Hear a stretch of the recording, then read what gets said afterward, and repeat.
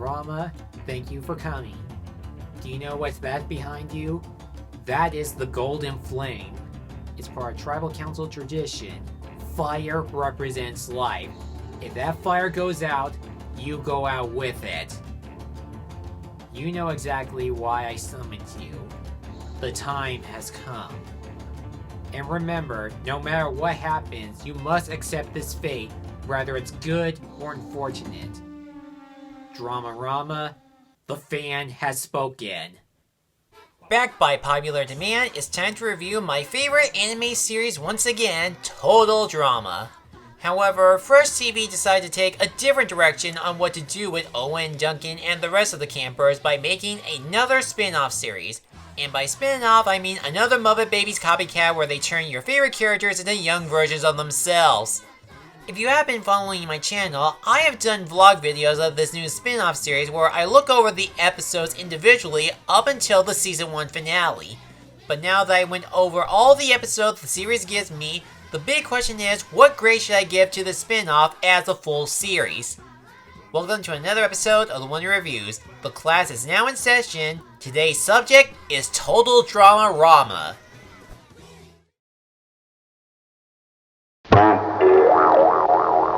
Being a huge fan of Total Drama is not easy to admit when it comes to this new take on this franchise. The obvious major problem with this series is that the premise is just turning the Total Drama characters into 4-year-olds, and they pretty much do any mischievous thing you can think a kid would do. As I stated in most of my Total Drama reviews, what makes the franchise stand out from all the others is the satire of reality game shows.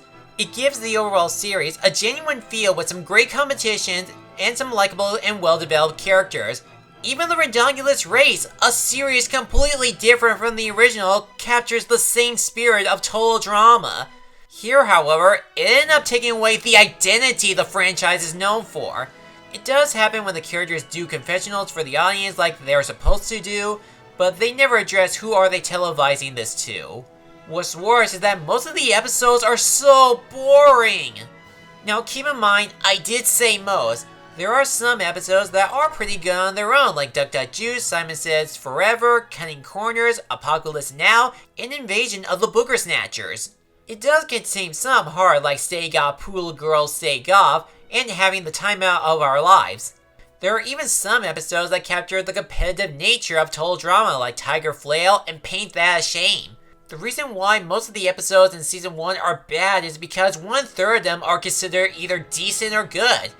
Plus, some of the humor is a hit and miss. Some are funny, and most of the time, they fall flat. The rest of the episodes are either generic like Free Chili and Harold Swatter and the Goblet of Flies, follow the same tropes and cliches we see in other shows like A Licking Time Bomb and Accordion for a Dream for their liar reveal stories. There are even some really bad episodes that make the spin-off series in general feel inconsistent. For example, in the episode Inglorious Toddlers, Noah has been selected to go to military school simply because he beat a video game called Frozen Dragon. No big reason why, being a dragon in a game equals joining the army. And let's not forget the part when Izzy puts on the Admiral hat and the Clark Kent glasses so she can fool the soldiers.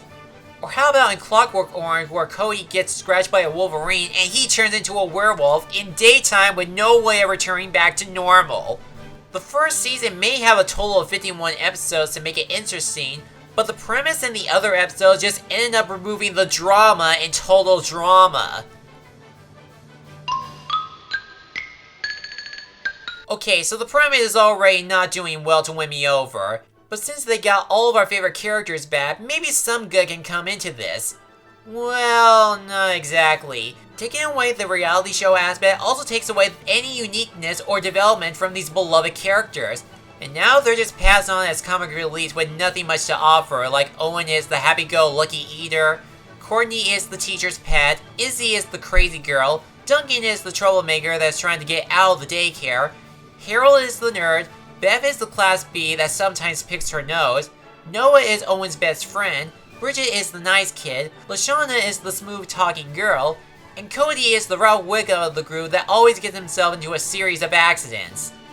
There is also Jude, who is not from the Total Drama series, but from another popular Fresh TV series, 16.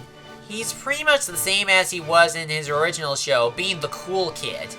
I do appreciate that they brought back some of the cast like Scott McCord, Katie Crown, Drew Nelson, Kristen Batenza, Emile Claire Barlow, and some like Darren Frost and Corey Doreen did a good job voicing younger versions of these characters. The only one that seems out character would have to be Gwen. Her character in this spin-off is that she likes darkness, hides in the shadow, and prefers to distance herself away from her friends. But the only way to describe her is that she acts more like Wednesday from the Addams Family. You're all going to die up there, so bye. Bye, Gwen! And then there's Chef, the tough caretaker who does a terrible job looking after the kids and taking responsibility seriously. There is one character that often makes a cameo, and that is MacArthur. Why isn't this series about her? She has the funniest jokes, there's a running gag where she switches jobs, and she helps add substance to the spin-off. In fact, she could have been the caretaker instead of Chef. That would have been awesome! Even if they got most of the cast back, the characters are not that developed or even worth caring like they used to.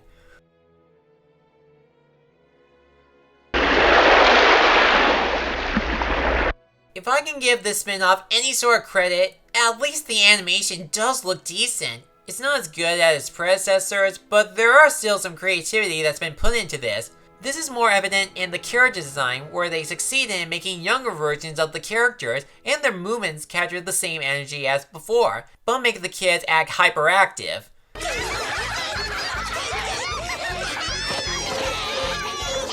This also applies to some of the creatures they encounter, like animals, monsters, aliens, and any other supernatural beings. For the backgrounds, there's really nothing much to look at. It's just a daycare, and even the other places they go to don't give us much to look at. Also, it does happen when we look into the kids' fantasies, but they're very rare and rather forgettable. I wouldn't consider the animation great as the original or even the Redonkulous race, but I can't say that it's bad.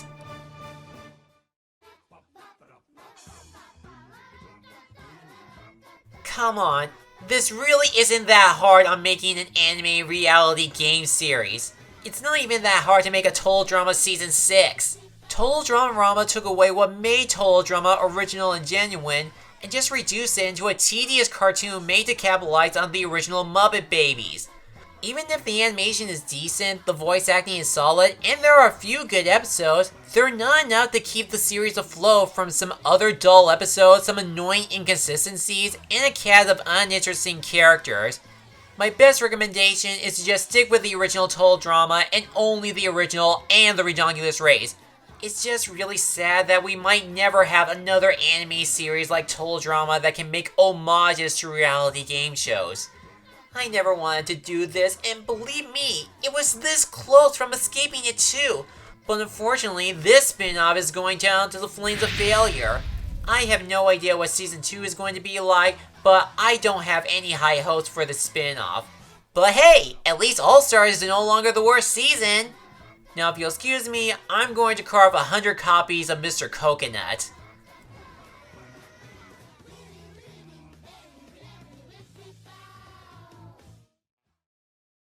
Thanks for watching this video. If you enjoyed this, feel free to like, comment, and subscribe me for a new review and other project every week. I'll see you soon.